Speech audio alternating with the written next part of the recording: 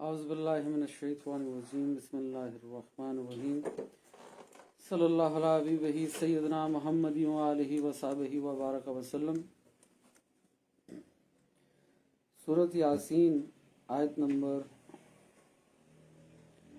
68 سے 70 تک کا ترجمہ پڑھیں گے، پھر اس کی تفسیر ہوگی۔ اللہ تعالیٰ کا ارشاد ہے، اور ہم جس کو لمبی عمر دیتے ہیں تو ہم اس کی جسمانی بناوٹ کو ابتدائی حالت کی طرف الٹ دیتے ہیں، پس کیا وہ سمجھتے نہیں ہیں؟ اور ہم نے اس نبی کو شعر کہنا نہیں سکھایا، اور نہ یہ ان کے لائق ہے۔ یہ کتاب تو صرف نصیحت اور واضح قرآن ہے، تاکہ وہ زندہ لوگوں کو ڈرائیں اور کافروں پر حق ثابت ہو جائے۔ سورۃ یاسین آیت نمبر 67 سے 70 تک کا ترجمہ پڑھا ہے، اس کی تفسیر ہوگی۔ انسان کی عمروں کے مختلف ادوار۔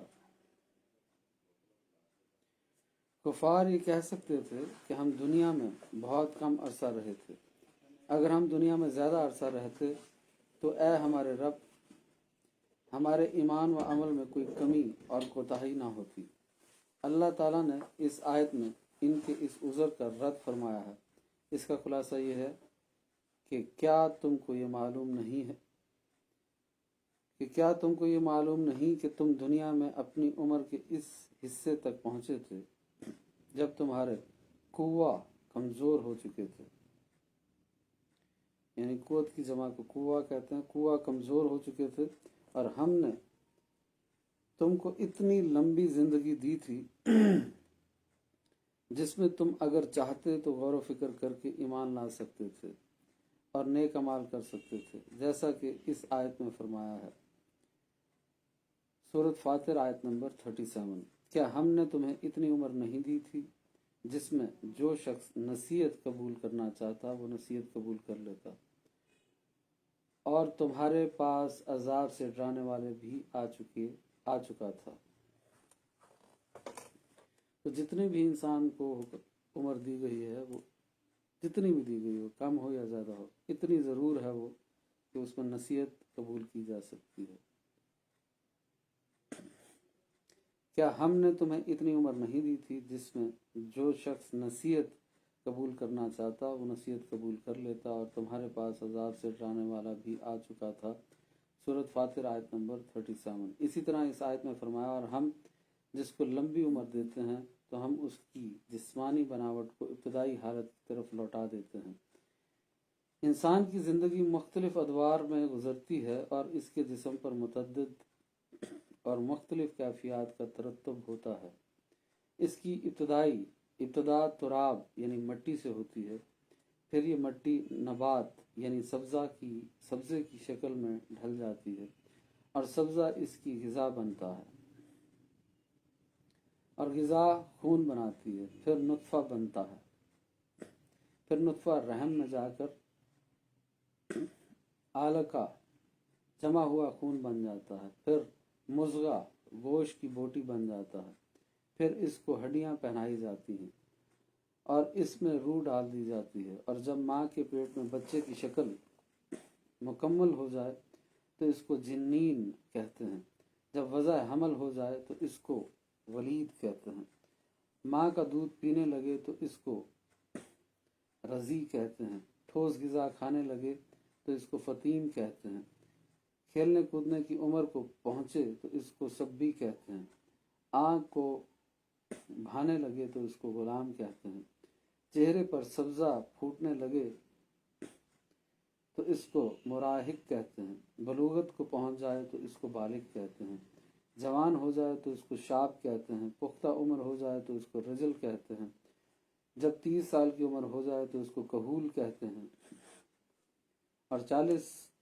سال کی عمر ہو جائے تو شیخ کہتے ہیں، 60 سال کی عمر ہو جائے تو شیخ فانی، اور عمر ڈھلتے ڈھلتے جب موت کی دہلیز تک پہنچ جائے، ہڈیاں کمزور ہو جائیں، جسم لاغر ہو جائے، حافظہ خراب ہو جائے تو اس کو ارذل کہتے ہیں۔ تو اس کو ارذل عمر کہتے ہیں، اور پھر اس کے بعد وہ میت ہو جاتا ہے، اور مرنے کے بعد پھر تراب مٹی ہو جاتا ہے، مٹی سے اس کی ابتدا ہوتی ہے اور پھر بالآخر مٹی بن جاتا ہے۔ آپ لوگوں کو آواز صحیح آ رہی ہے؟ ٹائپ کر دیں اگر آواز صحیح آ رہی ہے تو۔ انسان کی عمر کا کارآمد حصہ وہ ہوتا ہے جب وہ جوان ہوتا ہے، لہذا عمر کے اس حصے کی قدر کرنی چاہیے اور اس عمر میں زیادہ سے زیادہ نیکیاں کرنی چاہیے۔ حدیث میں ہے، حضرت عمر بن میمون رضی اللہ عنہ بیان کرتے ہیں کہ نبی صلی اللہ علیہ وسلم نے ایک شخص سے فرمایا، 5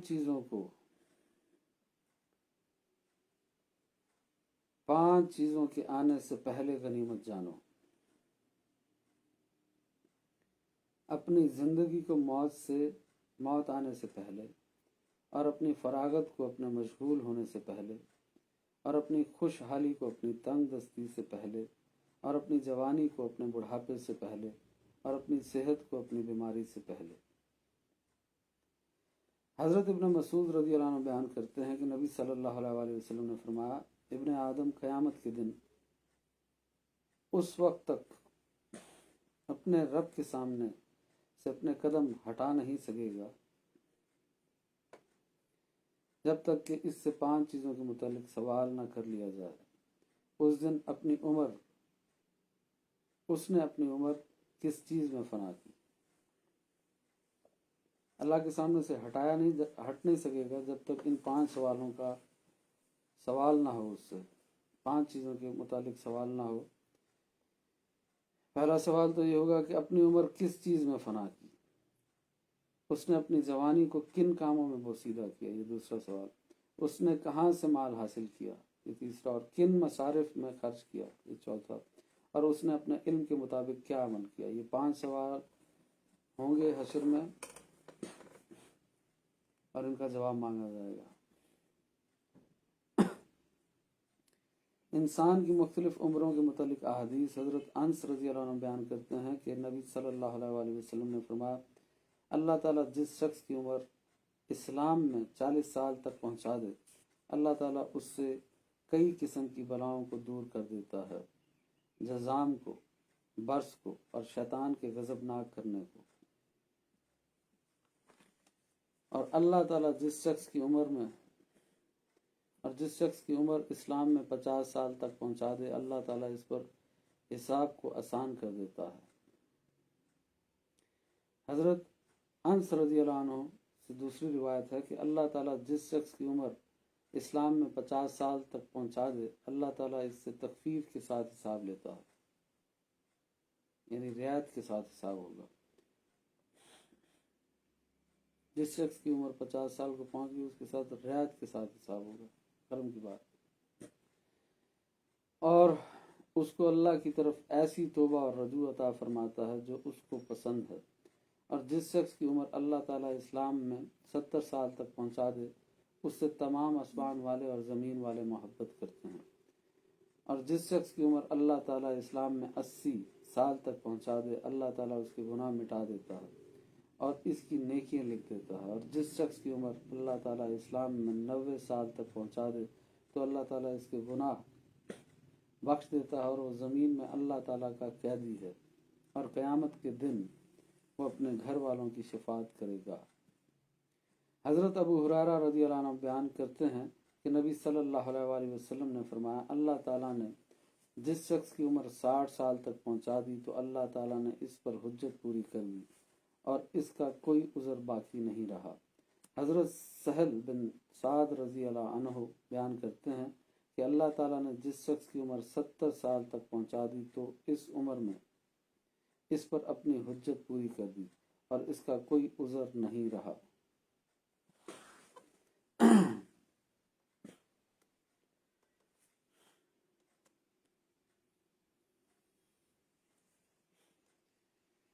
ارذل عمر کی تحقیق۔ قرآن مجید میں ہے سورۃ النحل آیت نمبر 70، اور اللہ نے تمہیں پیدا کیا پھر وہی تم کو وفات دے گا، اور تم میں سے بعض کو ارذل یعنی ناکارہ عمر کی طرف لوٹا دیا جاتا ہے، تاکہ انجام کار وہ حصول علم کے بعد کچھ بھی نہ جان سکے۔ حضرت سعد رضی اللہ عنہ بیان کرتے ہیں کہ رسول صلی اللہ علیہ وسلم نمازوں کے بعد ان چیزوں سے پناہ طلب کرتے تھے: اے اللہ میں بزدلی سے تیری پناہ میں آتا ہوں، اے اللہ میں اس سے تیری پناہ میں آتا ہوں کہ مجھے ارذل عمر کی طرف لوٹا دیا جائے، یعنی ناکارہ عمر کی طرف، اور میں دنیا کی آزمائش سے تیری پناہ میں آتا ہوں، اور میں قبر سے تیری پناہ میں آتا ہوں۔ صحیح بخاری کی یہ حدیث ہے۔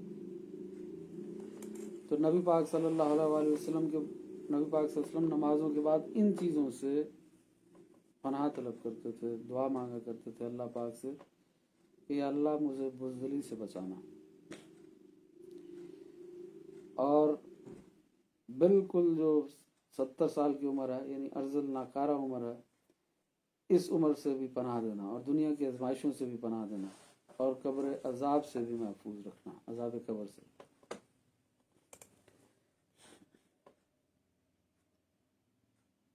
تو ہمارا گمان تو اللہ کے ساتھ بہت اچھا ہے۔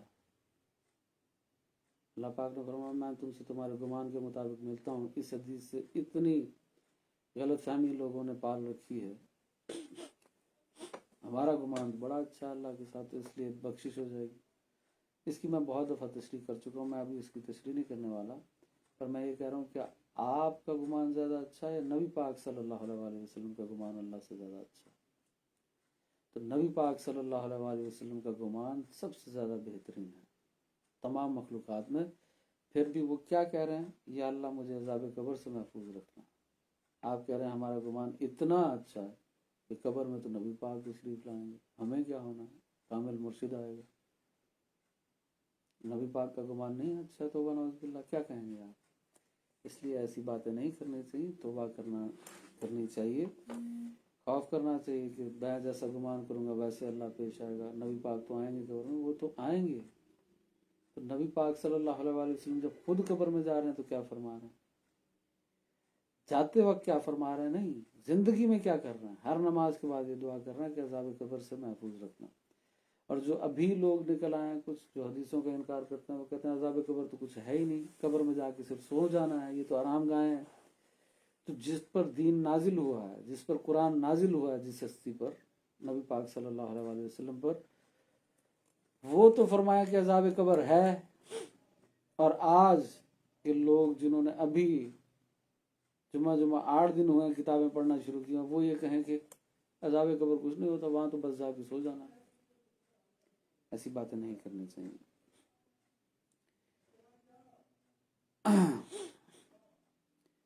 ارذل عمر کی تشریح میں علامہ بدر الدین محمود بن احمد عینی لکھتے ہیں، یعنی انسان اس قدر بوڑھا ہو کہ کمزور ہو کر اپنے بچپن کی ابتدائی حالت کی طرف لوٹ جائے، جیسے شروع میں ابتدا ہوئی تھی نا ویسے ہی انتہا ہوتا ہے، کیونکہ اللہ پاک فرمایا میں لوٹا دیتا ہوں واپس اسی حالت میں۔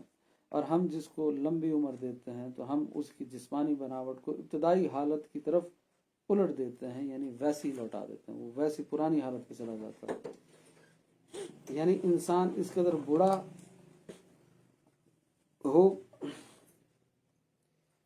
بوڑھا ہو کہ کمزور ہو کر اپنے بچپن کی ابتدائی حالت کی طرف لوٹ جائے، اس کی سماعت اور بصارت کمزور ہو جائے، اس کی عقل کام نہ کرے اور سمجھ میں کوئی بات نہ آئے، وہ فرائض کو ادا نہ کر سکے اور اپنے ذاتی کام نہ کر سکے، اپنی پاکیزگی اور صفائی کا خیال نہ رکھ سکے اور اپنے گھر والوں پر بوجھ ہو جائے اور وہ اس کی موت کی تمنا کرنے لگیں، اور اگر اس شخص کا گھر بار نہ ہو اور وہ بالکل تنہا ہو تو اس سے بڑی اور کیا مصیبت ہوگی۔ تو نبی پاک صلی اللہ علیہ وسلم اس عمر سے پناہ مانگتے تھے، ارذل عمر سے، کہ کوئی انسان خود سے اپنا کوئی کام بھی نہ کر سکے، اور یہ تقریباً 70 سال کی عمر ہوتی ہے، 70 سے اس کے بعد کی۔ ابن قتیبہ نے کہا ارذل عمر کا معنی یہ ہے کہ جن چیزوں کا اسے علم تھا بڑھاپے کی شدت کی وجہ سے اس کا وہ علم زائل ہو جائے۔ زجاج نے کہا اس کا معنی یہ ہے کہ تم میں سے بعض لوگ اس قدر بوڑھے ہو جائیں گے کہ ان کی عقل فاسد اور خراب ہو جائے گی اور وہ عالم ہونے کے بعد جاہل ہو جائیں گے۔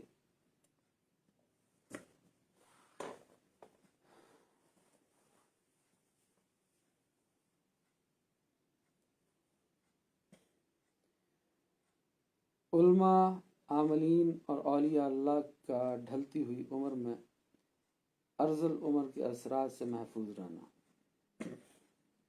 یہ عام لوگوں کا حال ہے کہ 40 سال کے بعد ان کا دور انحطاط شروع ہو جاتا ہے، ان کی سماعت اور بصارت معمول پر نہیں رہتی اور ان کے اعصاب کمزور ہو جاتے ہیں اور ان کا بدن لاغر ہو جاتا ہے اور ان کا حافظہ خراب ہو جاتا ہے اور ان کی عقل کام نہیں کرتی، وہ بچوں کی سی باتیں کرنے لگتے ہیں اور ان کی ذہانت اور فطانت ختم ہو جاتی ہے۔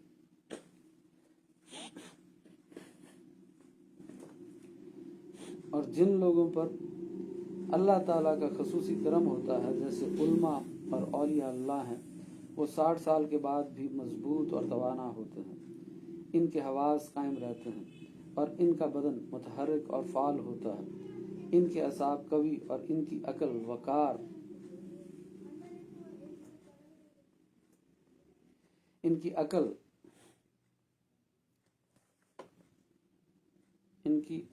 وقار و روشن اور نکات افری ہوتی ہے۔ الحمدللہ الا احسن، خود راکم الحروف کی عمر 67 سال سے متجاوز ہے، اس کے باوجود اس کے اعصاب اور حواس قائم، متحرک اور فعال ہیں۔ 17-18 سال پہلے جب میں کراچی آیا تھا تو میری دائیں آنکھ کا نمبر 3.5 اور بائیں آنکھ کا نمبر 4.5 تھا، اور اب دائیں آنکھ کا نمبر 2.5 اور بائیں آنکھ کا نمبر 3.5 ہے، اور قریب کا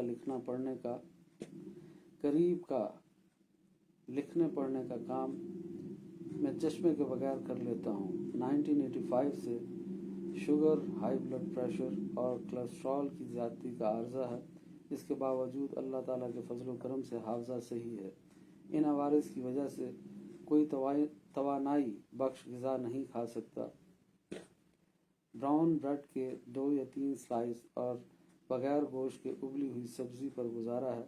اس کے باوجود 1986 میں شرح صحیح مسلم کا کام شروع کیا اور 1993 میں 8000 صفحات پر مشتمل اس عظیم شرح کو مکمل کر دیا، اور 1994 میں تبیان القرآن کو شروع کیا اور اب 2003 میں اس کی 9ویں جلد قریب الاختتام ہے۔ ظاہر ہے کہ عام مادہ اسباب سے تو یہ ممکن نظر نہیں آتا، یہ صرف اللہ کے خصوصی فضل و احسان اور اس کی اعانت یعنی مدد سے ہی ممکن ہے۔ یہ تو مجھ ایسے بے عمل اور ناکارہ طالب علم اور دین کے ادنا خادم کا حال ہے کہ ڈھلتی ہوئی عمر اس کے اعصاب، حواس اور عقل پر اثر انداز نہیں ہوتی۔ تو سوچئے جو صالح اور باکردار علماء ہیں اور اولیاء اللہ ہیں، ان کی عمر کی زیادتی اور ان کا بڑھاپا انہیں کب کمزور اور بے فیض کر سکتا ہے، بلکہ ان کے اعصاب، حواس اور ان کی عقل ہر آن میں پہلے سے زیادہ متحرک اور فعال ہوتے ہیں۔ عطا نے حضرت ابن عباس رضی اللہ عنہما سے روایت کیا ہے کہ النحل آیت نمبر 70 مسلمانوں کے لیے نہیں ہے۔ مسلمانوں کی عمر جس قدر زیادہ ہوتی جاتی ہے، اللہ تعالیٰ کے نزدیک اس کی عزت اور کرامت بڑھتی جاتی ہے اور اس کی عقل اور معرفت بھی زیادہ ہوتی جاتی ہے۔ اور اکرمہ نے کہا جو شخص قرآن عظیم پڑھاتا رہتا ہے وہ ارذل عمر کی طرف نہیں لوٹایا جاتا۔ میرا یہ گمان ہے کہ مسلمانوں میں بھی جو بے عمل اور بد کردار ہوتے ہیں، حاسد اور متکبر ہوتے ہیں، اور بد اخلاق ہوتے ہیں، حقوق اللہ اور حقوق العباد کو ضائع کرتے ہیں، اللہ تعالیٰ ان کو بطور عقوبت اور سزا دینے میں ارذل یعنی ناکارہ عمر کی طرف لوٹا دیتا ہے۔ اور میں اللہ تعالیٰ کے فضل و کرم سے امید رکھتا ہوں کہ اللہ تعالیٰ اس سزا کو ان کے گناہوں کا کفارہ بنا دے گا اور آخرت میں ان کو بخش دے گا۔ اے اللہ مجھے ارذل عمر سے محفوظ رکھنا، مجھے کسی پر بوجھ اور بار نہ بنانا، صرف اپنا محتاج رکھنا اور کسی کا محتاج نہ کرنا، اور اس دنیا میں چلتے ہاتھ پیروں کے ساتھ اٹھا لینا۔ اور یہی دعائیں اپنی والدہ محترمہ اور ان تمام احباب کے لیے کرتا ہوں جنہوں نے شرح صحیح مسلم اور تبیان القرآن میں میرے ساتھ تعاون کیا، اور اسی طرح اپنے قارئین کے لیے بھی یہ دعا کرتا ہوں، آمین۔ یہ تو بابا جی اپنی بات بتا رہے تھے، تو تفسیر میں انہوں نے ارذل عمر کے ساتھ ساتھ اپنی بات بھی بتانا شروع کر دی۔ پڑھتے ہیں انبیاء علیہم السلام کے حواس اور عقل کا ڈھلتی ہوئی عمر میں زیادہ مؤثر اور فعال ہونا۔ میں نے یہ لکھا ہے کہ صالح علماء اور اولیاء اللہ کی عمر جوں جوں بڑھتی جاتی ہے، ان کے حواس، اعصاب اور ان کی عقلوں میں زیادتی ہوتی جاتی ہے۔ سو انبیاء علیہم السلام کی عمر میں زیادتی تو اس سے کہیں زیادہ اور ان کی قوتوں میں اضافے کی موجب ہے۔ دیکھیے حضرت موسیٰ علیہ السلام کی عمر 120 سال تھی، اور اخیر عمر میں ان کی قوت کا یہ عالم تھا کہ انہوں نے مالک الموت کے ایک تھپڑ مارا تو ان کی آنکھ نکل گئی۔ حضرت اسرائیل علیہ السلام آگے روح قبض کرنے، اور حضرت موسیٰ علیہ السلام جلالی صفت کے تھے، جلالی طبیعت کے، اور تھپڑ مارا تو آنکھ نکال دی حضرت اسرائیل علیہ السلام۔ حافظ اسماعیل بن عمر بن کثیر دمشقی حضرت موسیٰ علیہ السلام کی عمر کے متعلق لکھتے ہیں، اہل کتاب وغیرہ ہم نے ذکر کیا ہے کہ حضرت موسیٰ علیہ السلام کی عمر 120 سال تھی۔ تورات میں مذکور ہے، پس خداوند کے بندے موسیٰ نے خداوند کے کہے کے موافق وہیں مواب کے ملک میں وفات پائی، اور اس نے اس مواب کی ایک وادی میں بیت فغور کے مقابل دفن کیا، اور پھر آج تک کسی آدمی کو اس کی قبر معلوم نہیں۔ اور موسیٰ اپنی وفات کے وقت 120 برس کا تھا، اور نہ تو اس کی آنکھ دھندلانے پائی اور نہ اس کی طبی قوت کم ہوئی۔ یہ کتاب مقدس بائبل سے میں نے پڑھا ہے یہ سب۔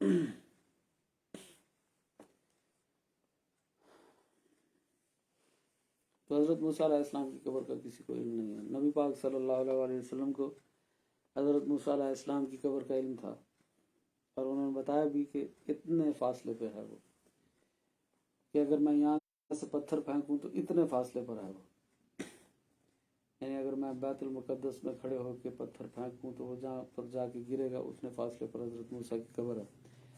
بہرحال اب حضرت موسیٰ علیہ السلام کی قبر کی نشاندہی حضرت امام مہدی آ کر کریں گے۔ حضرت امام مہدی کی جہاں باقی علامتیں ہیں کہ وہ تابوت سکینہ ڈھونڈنا ان کا خاصہ ہے، ایسے حضرت موسیٰ علیہ السلام کی قبر کے بارے میں بھی وہ بتائیں گے کہ یہ حضرت موسیٰ علیہ السلام کی قبر۔ آج تک کسی کو علم نہیں ہے کہ یہ حضرت موسیٰ علیہ السلام کی قبر ہے، ویسے بنائی ہوئی ہے کہ کچھ نے کہا کہ یہ ہے، وہ ایسے ہی ہے، گمان ہے، خیال ہے۔ حقیقی قبر کون سی ہے یہ ابھی کسی کو نہیں پتا۔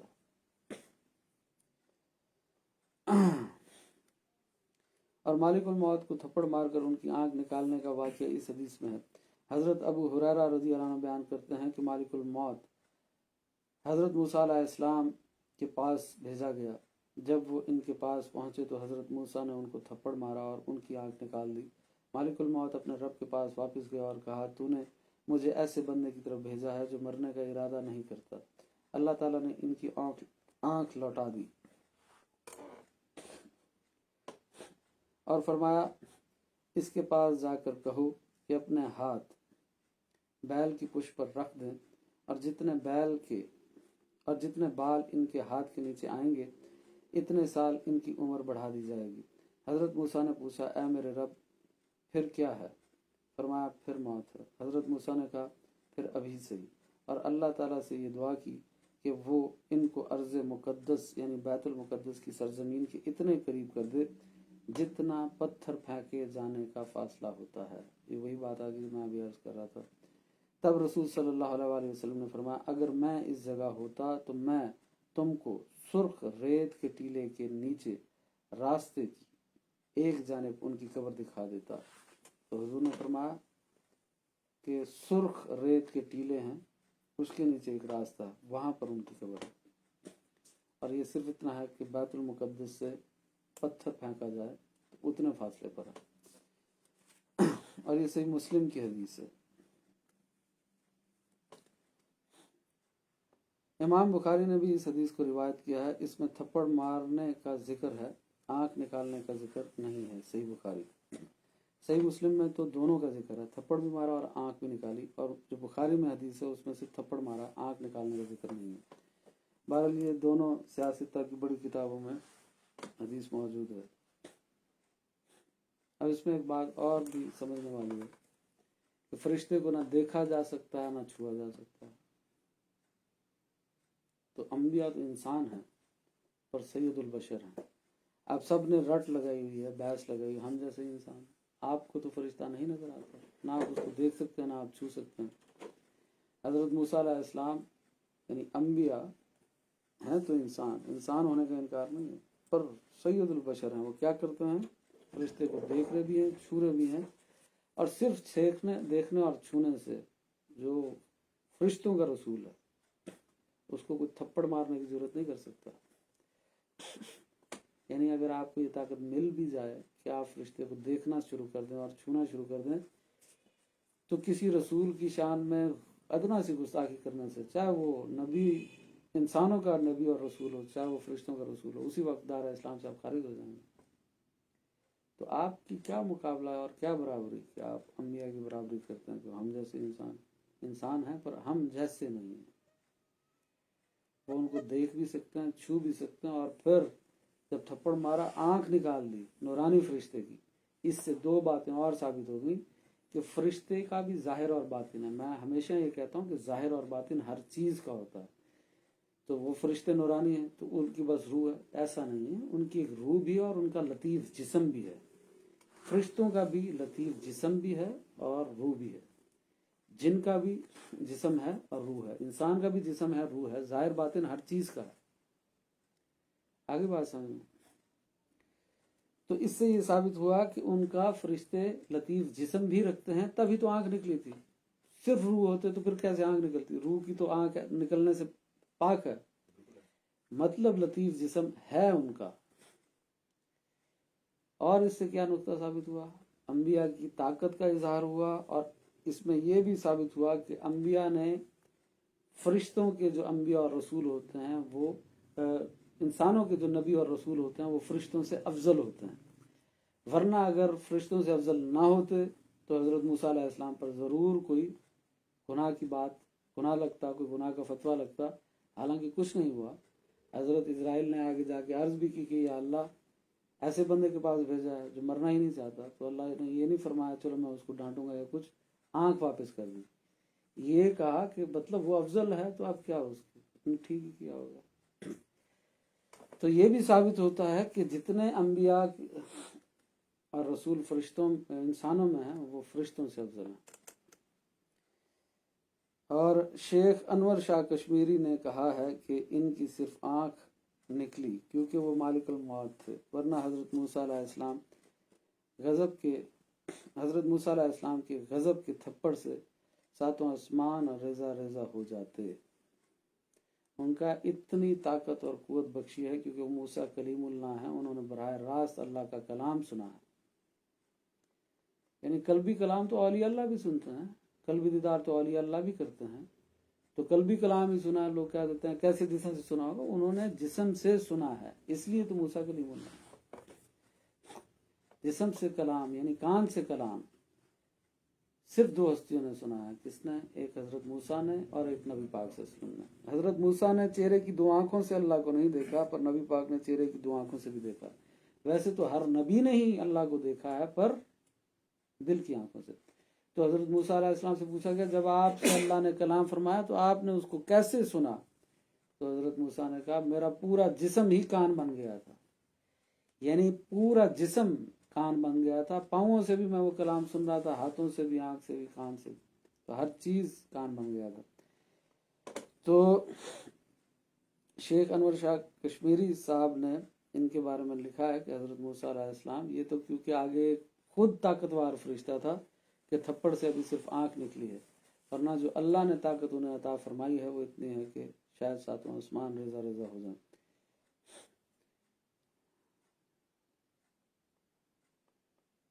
अल्लाह अल्लाह, ये बाजुए कलीम की ताकत थी, सोचिए फिर बाजुए हबीब की कुव्वत का क्या आलम होगा।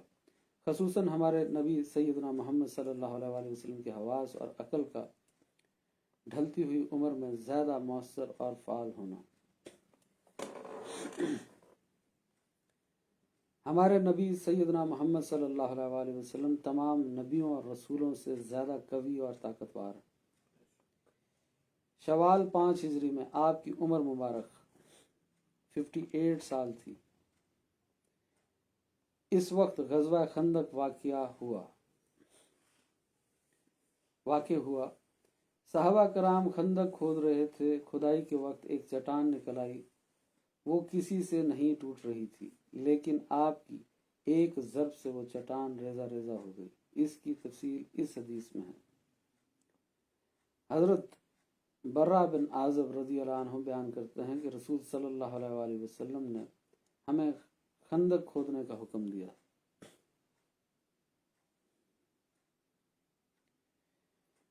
हज़रत बर्रा बिन आज़ब ने कहा, खंदक की जगह में एक चट्टान निकल आई जो कदाल और फाड़ों से नहीं टूट रही थी। मुसलमानों ने रसूल सल्लल्लाहु अलैहि वसल्लम से इसकी शिकायत की। औफ ने कहा, फिर रसूल सल्लल्लाहु अलैहि वसल्लम आए और फालतू कपड़े रख कर चट्टान की तरफ उतर गए, और आपने कदाल पकड़ी और बिस्मिल्लाह पढ़कर ज़रब लगाई, तो इससे 3 पत्थर टूट कर गिर गए। आपने फरमाया, अल्लाह अकबर, मुझे मुल्क शाम की चाबियां दे दी गई हैं। गौर व फिक्र करने वालों का बहुत बड़ा मकाम है। हर चीज़ में निशानियां तलाश करते हैं। हजूर ने चट्टान निकल आई, जब ज़रब मारी तो 3 पत्थर टूट गए। वो टूटे 3 पत्थर बन गए। बस हमारे लिए होता था एक वाक़या था कि 3 हिस्सों में टूट गए, बस आ जाते। पर जो अकल वाले हैं, साहिब अकल हैं, ये गौर व फिक्र करते हैं, हर चीज़ में निशानियां तलाश करते हैं। और नबी पाक सल्लल्लाहु अलैहि वसल्लम ने इसमें क्या निशानी तलाश की? इससे 3 पत्थर टूट कर गिर गए। आपने फरमाया, अल्लाह अकबर, मुझे मुल्क शाम की चाबियां दे दी गई हैं। आपने फरमाया, अल्लाह की कसम, मैं इस जगह से शाम के सुर्ख महलात देख रहा हूँ। आपने फिर बिस्मिल्लाह पढ़कर दूसरी ज़रब लगाई, तो फिर इस चट्टान से 3 पत्थर टूट कर गिर गए। आपने फरमाया, अल्लाह अकबर, मुझे मुल्क फारिस की चाबियां दे दी गई हैं, और अल्लाह की कसम, बेशक मैं इस जगह से इसके शहरों को, इसके सफ़ेद महलात को देख रहा हूँ। पहली ज़रब पे 3 पत्थर टूटे। क्या इशारा लिया कि शाम मिल गया और उसकी चाबियां मिल गई, और शाम को यहाँ से देख रहा हूँ। तो ये बातें करना कि नबी को तो दीवार के पीछे का इल्म नहीं, ऐसी बेअदबी की और ऐसी बेअदबी और वसाखी की बातें नहीं करनी चाहिए। अल्लाह तो ये ताकत दे कि नबी पाक सल्लल्लाहु अलैहि वसल्लम मदीने में खड़े हैं और वहाँ से देख रहे हैं शाम को, हैं? और फरमाया, मैं शाम के सुर्ख महलात को देख रहा हूँ। और दूसरी जब ज़रब लगाई तो कहा, फिर 3 पत्थर टूटे, और कहा, मुझे फारस की हुकूमत दे दी गई। तो फारस कौन सा? ईरान। और फरमाया, मैं उसके यहाँ से खड़े होकर उसके महलात को, सफ़ेद महलात को देख रहा हूँ। फिर आपने बिस्मिल्लाह पढ़कर एक और ज़रब लगाई, और वो चट्टान मुकम्मल तौर पर टुकड़े टुकड़े हो गई। आपने फरमाया, अल्लाह अकबर, मुझे यमन की चाबियाँ दे दी गई हैं। और आपने फरमाया, मैं इस जगह से सना के दरवाजे देख रहा हूँ। ये मुस्नद अहमद की हदीस शरीफ है। اور مسند ابو یعلا میں بھی موجود ہے، البدایہ والنہایہ میں بھی ہے، یہ اس کے ریفرنس ہیں۔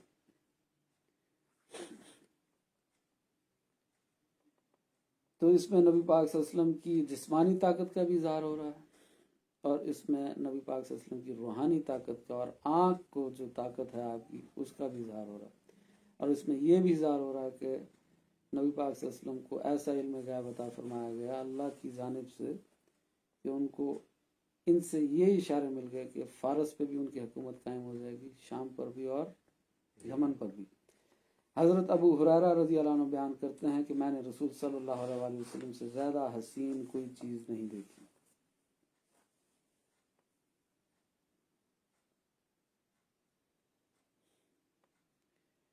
گویا کہ آپ کے چہرے میں آفتاب تیرتا تھا، اور میں نے رسول صلی اللہ علیہ وآلہ وسلم سے زیادہ سرعت کے ساتھ کسی کو چلتے ہوئے نہیں دیکھا، یعنی تیزی کے ساتھ چلتے ہوئے۔ گویا کہ زمین آپ کے سامنے لپٹتی جاتی تھی اور ہم آپ کے ساتھ چلتے ہوئے تھک جاتے تھے اور آپ کو پرواہ نہیں ہوتی تھی۔ یہ سنن ترمذی کی حدیث تھی۔ حضرت ابو ہریرہ رضی اللہ عنہ 7 ہجری میں اسلام لائے تھے۔ گویا کہ یہ واقعہ اس وقت کا ہے جب آپ کی عمر شریف 60 سال تھی۔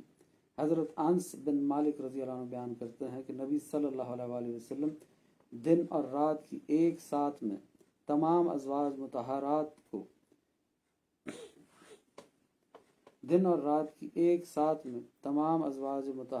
کو عمل زوجیت سے مشرف کر آتے تھے۔ اس وقت آپ کے عقد میں 11 ازواج مطہرات تھیں۔ قتادہ کہتے ہیں کہ میں نے حضرت انس رضی اللہ عنہ سے پوچھا، کیا رسول صلی اللہ علیہ وآلہ وسلم اس عمل کی طاقت رکھتے تھے؟ حضرت انس نے کہا، ہم یہ کہتے تھے کہ آپ کو 30 جنتی مردوں کی طاقت دی گئی تھی۔ یہ صحیح بخاری اور صحیح مسلم کی حدیث تھی کہ ایک رات میں ہی، یہ مردانہ طاقت کی بات ہو رہی ہے کہ ایک رات میں ہی نبی پاک صلی اللہ علیہ وآلہ وسلم 11 ازواج مطہرات سے ہم بستری کر لیتے۔ حضرت رکانہ رضی اللہ عنہ بیان کرتے ہیں کہ انہوں نے نبی صلی اللہ علیہ وآلہ وسلم سے کشتی لڑی تو نبی صلی اللہ علیہ وآلہ وسلم نے انہیں پچھاڑ دیا۔ یہ حضرت رکانہ بہت بڑے مشہور پہلوان تھے عرب کے، اور ان کو بھی نبی پاک صلی اللہ علیہ وسلم نے پچھاڑ دیا۔ یہ جسمانی طاقت کے اوپر احادیث بیان ہو رہی ہیں۔ حافظ کے 60 سال کی عمر میں یہ طاقت کی بات ہو رہی ہے۔ حافظ احمد بن علی بن حجر عسقلانی لکھتے ہیں کہ ابن خربوز وغیرہ بیان کرتے ہیں کہ رکانہ کسی سفر سے آئے تو انہیں نبی صلی اللہ علیہ وآلہ وسلم کی دعوی نبوت کی خبر دی گئی۔ پھر مکہ کی بعض پہاڑیوں میں ان کی نبی صلی اللہ علیہ وآلہ وسلم سے ملاقات ہوئی۔ انہوں نے کہا، اے بھتیجے، مجھے تمہاری دعوی نبوت کی خبر پہنچی۔ اگر تم نے مجھے پچھاڑ دیا تو میں جان لوں گا کہ تم اپنے دعوے سے سچے ہو۔ پھر انہوں نے آپ سے کشتی لڑی، آپ نے ان کو پچھاڑ دیا۔ حضرت رکانہ فتح مکہ کے دن اسلام لائے تھے۔ ایک قول یہ ہے کہ وہ کشتی میں پچھاڑنے کے بعد اسلام لے آئے تھے۔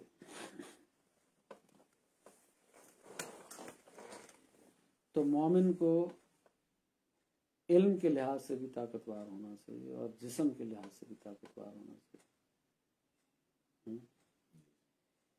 کہ سب سے بڑا مشہور پہلوان عرب کا رکانہ، جو کس سے نہیں ہارتا تھا، اس نے کہا، میں ایک شرط پہ آپ کو سچا نبی مانوں گا جب آپ مجھے ہرا کے دکھائیں۔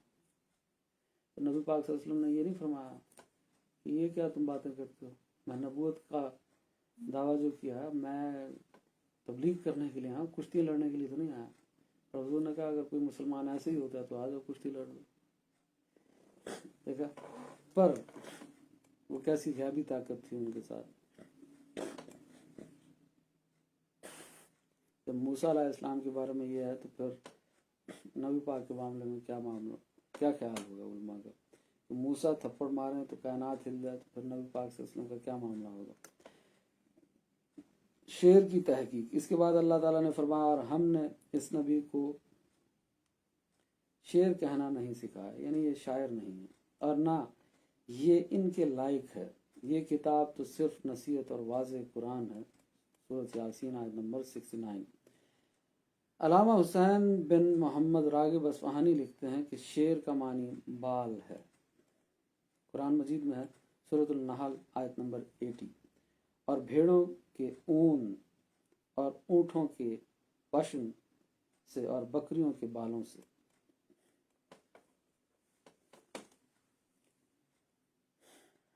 اور شعرات کا معنی ہے میں نے بالوں کو حاصل کر لیا، یعنی گھنے بال کر لیے، اور اس سے استعارہ کیا گیا ہے، یعنی میں نے ایسا علم حاصل کیا جو بال کی طرح باریک ہے، اور شاعر کو اس کی باریک بینی اور دقت نظری کی وجہ سے شاعر کہتے ہیں۔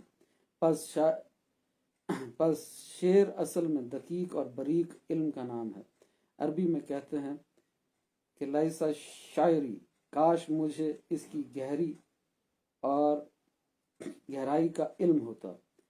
یہ شعر کا لغوی معنی ہے، اور اصطلاح میں شعر اس کلام کو کہتے ہیں جو موزون ہو، یعنی جس کلام میں ردیف اور قافیہ کی رعایت کی گئی ہو۔ قرآن مجید کی بعض آیتوں پر شعر ہونے کا شبہ اور اس کا جواب۔ شعر کے آخری حروف جو وزن میں ایک دوسرے کے مطابق ہوں ان کو قافیہ کہتے ہیں، اور آخر سے پہلے حروف جو ایک دوسرے کے وزن میں مطابق ہوں ان کو ردیف کہتے ہیں۔ اس کی مثال اس شعر میں ہے، وہ جو شعر لکھا ہوا میں نہیں پڑھ رہا۔ قرآن مجید میں ہے کہ کفار سیدنا محمد صلی اللہ علیہ وسلم کو شاعر اور قرآن مجید کو شعر کہتے تھے۔ سورۃ الانبیاء آیت نمبر 5، بلکہ انہوں نے اس قرآن کو جھوٹا گھڑ لیا ہے، بلکہ وہ شاعر ہیں۔ یہ کفار کے اور مشرکین کے فتوے تھے کہ یہ توبہ نعوذ باللہ قرآن جو ہے یہ جھوٹی کتاب ہے، حضور نے خود سے لکھ لی ہے، یہ من گھڑت کتاب ہے، اور حضور ایک شاعر ہیں، اس سے زیادہ کچھ نہیں ہے۔ تو یہ آیت سورۃ الانبیاء 5 میں ان کا ذکر ہے کہ وہ کیا کہتے تھے، بلکہ انہوں نے اس قرآن کو جھوٹ گھڑ لیا، بلکہ وہ شاعر ہیں۔ اور سورۃ الصفات آیت نمبر 36 میں، اور وہ کہتے تھے کیا ہم اپنے معبودوں کو ایک دیوانے شاعر کی وجہ سے چھوڑ دیں۔ یہ سب ان کے طعنے ہیں کفار اور مشرکین کے، جس کا ذکر قرآن کر رہا ہے۔ اور سورۃ طور آیت نمبر 30 میں، یا وہ کہتے ہیں کہ یہ شاعر ہیں، ہم ان پر زمانے کے حوادث اور مصائب کا انتظار کر رہے ہیں۔ اکثر مفسرین نے یہ کہا ہے کہ قرآن مجید کی بعض آیات بظاہر موزون ہیں، اور ان سے کفار کو یہ شائبہ ہوتا تھا کہ یہ کلام یعنی شاعری ہے۔ اب انات وائنا کل انہوں نے لکھی ہوئی ہے، اور کچھ اور آیتیں لکھی ہوئی ہیں، جیسے تبت یدا کی آیت نمبر 1 سے 4 تک لکھی ہوئی ہیں۔ تو جب یہ آیتیں وہ پڑھتے تو اس وجہ سے قرآن مجید کو شعر اور نبی صلی اللہ علیہ وسلم کو شاعر کہتے تھے۔ یہ شبہ اس لیے درست نہیں ہے کہ شعر میں قصداً دو جملوں کے آخری الفاظ اور ایک وزن پر ہوتے ہیں، اور قرآن مجید میں اس طرح نہیں ہے، ورنہ قرآن مجید کی تمام آیات اس طرح نازل ہوتی۔ بعض مفسرین نے کہا عرب کے لوگ شعر کی یہ تعریف کرتے تھے کہ وہ کلام جو خیالی اور جھوٹی باتوں پر مشتمل ہو، اور ان کا زوم یہ تھا کہ نبی صلی اللہ علیہ وسلم نے جو کہا ہے کہ قیامت آئے گی اور سب کچھ تباہ ہو جائے گا، اور تمام زندہ انسان مر جائیں گے، پھر تمام مردوں کو زندہ کیا جائے گا، اور ان سے حساب کتاب لیا جائے گا، ان کے اعمال کو وزن کیا جائے گا، پھر کافروں کو دوزخ میں اور مومنوں کو جنت میں داخل کیا جائے گا، جہاں وہ ہمیشہ ہمیشہ رہیں گے۔ یہ محض جھوٹ ہے، ایسا کچھ نہیں ہوگا۔ اس لیے بھی وہ شعر کہتے تھے۔ وہ کہتے ہیں نا شاعری تو خیالی باتوں کو کہتے ہیں، افسانے ہوتے ہیں، خیالی باتیں، چاند توڑ کے لا دوں، ستارے توڑ کے لا دوں، ایسا ہو تو نہیں سکتا نا۔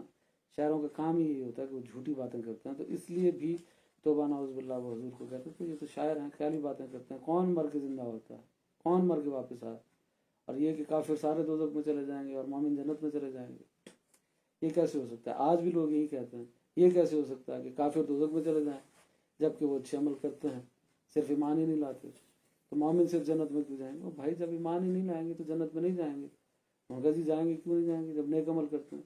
تو جنت تو اللہ پاک کی ہے، اس کی مرضی، اس نے شرط لگا دی ہے کہ بغیر ایمان کے نہیں جانے دوں گا، تو اب اس کی مرضی۔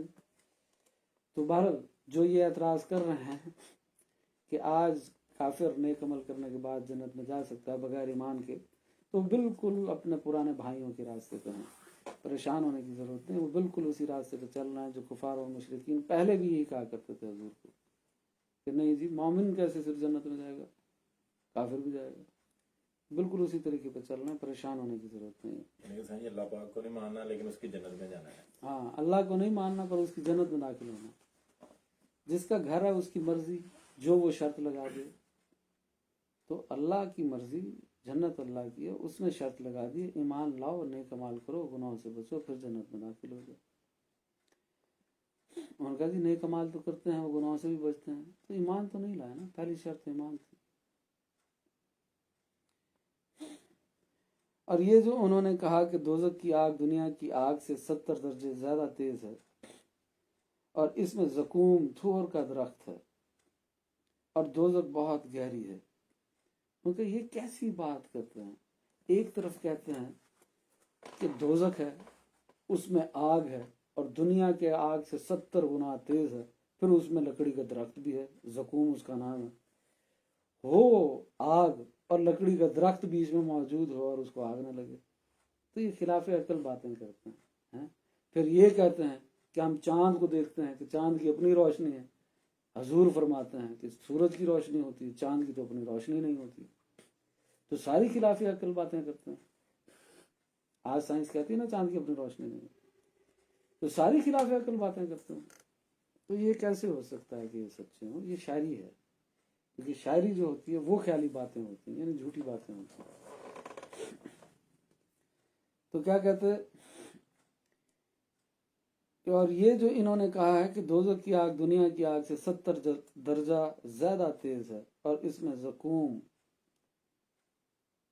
کہتے ہیں تھور کے درخت کو، اور دوزخ کی بہت گہرائی، اور اس میں دوزخیوں کو کھولتا ہوا پانی اور دوزخیوں کا لہو اور پیپ پینے کے لیے دیا جائے گا، اور جب ان کا جسم جل جائے گا تو اس کو دوبارہ پیدا کر دیا جائے گا۔ اور جنت کے بارے میں جو یہ بتایا ہے کہ اس میں باغات ہیں جن کے نیچے سے دریا بہ رہے ہیں، اور ان میں محلات ہیں، حوریں ہیں اور غلمان ہیں اور ہر قسم کے پھل ہیں، وہاں پاکیزہ مشروبات ہیں جن کو پی کر کبھی پیاس نہیں لگے گی وغیرہ، یہ سب خیالی باتیں ہیں۔ آج بھی ایک شخص آ گیا، وہ کہتا ہے جنت میں حوریں تو کہیں نہیں، کس نے کہا آپ کو جنت میں حوریں ملیں گی؟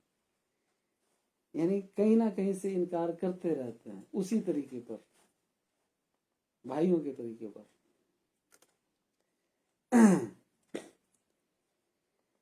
جو اللہ نے فرمایا وہ حق ہے اور جو نبی پاک نے فرمایا وہ حق ہے، اس کا انکار نہیں کیا جا سکتا۔ اس کی تشریح کوئی غلط کر دے تو اس تشریح کا انکار ضرور کیا جا سکتا ہے۔ اب وہ کوئی کہے کہ جی آپ نے، پھر تو آپ بھی اس حدیث کو نہیں مان رہے، میں حدیث کو تو مان رہا ہوں، آپ کی غلط تشریح کو نہیں مانوں گا۔ کچھ ایسی حدیثیں ہیں نا جو زنا کے معاملے میں کی جاتی ہیں اور ان کی تشریح غلط کر دی جاتی ہے، ایسا نہیں، ہم تشریح کو کہتے ہیں کہ آپ کی تشریح غلط ہے، حدیث کو نہیں کہتے۔ تو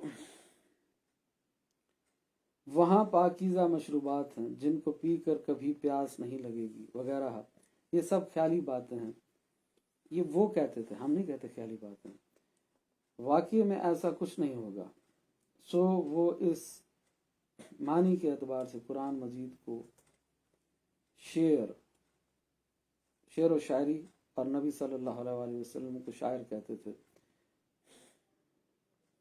اور یہ شبہ بدعتاً باطل ہے، کیونکہ قرآن مجید میں قیامت اور جنت اور دوزخ کی جو خبریں دی گئی ہیں وہ سب سچی اور واقعی ہیں، جھوٹی اور خیالی نہیں ہیں، اور ان کے صدق پر خود قرآن مجید میں باکثرت عقلی دلائل قائم کیے گئے ہیں۔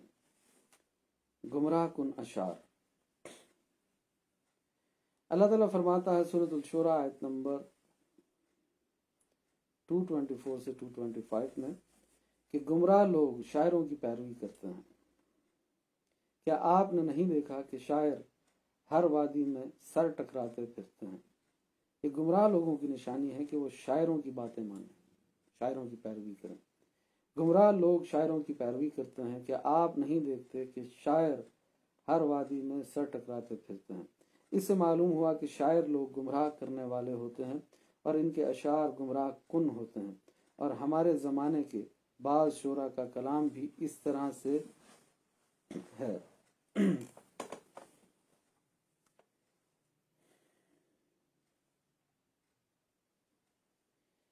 अब गालिब साहब की बाबा जी बेइज्जती कर रहे हैं यहाँ पर, तो गालिब साहब के जो भी फैंस हैं वो नाराज़ ना हों। बहरहाल गालिब साहब की वो बेइज्जती कर रहे हैं कि बाज़ शोरा का कलाम भी इसी तरह है कि गालिब का मशहूर शेर है कि हमको मालूम है जन्नत की हकीकत, लेकिन दिल के खुश रखने को गालिब ये ख्याल अच्छा है।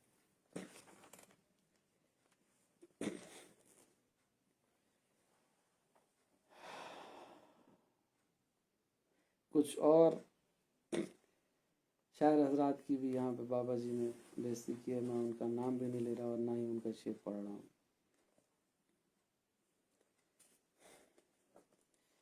तो बहरहाल जो तफसीर है उसकी तरफ आते हैं। ना उन शायरों के नाम ले रहा हूँ, ना उनके शेर पढ़ रहा हूँ।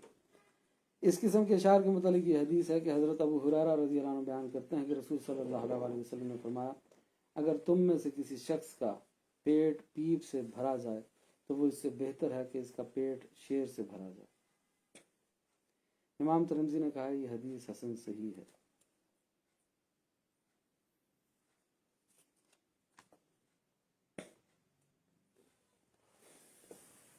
नबी सल्लल्लाहु अलैहि वसल्लम के कहे हुए कलाम मौजून के शायर होने ना होने का मसला।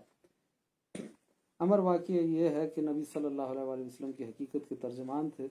आप शायर थे, ना कुरान शेर व शायरी है, क्योंकि शेर व शायरी में अल्फाज मकसूद होते हैं और मानी अल्फाज के ताबे होते हैं, और नबी का मकसूद मानी होते हैं और अल्फाज के ताबे होते हैं,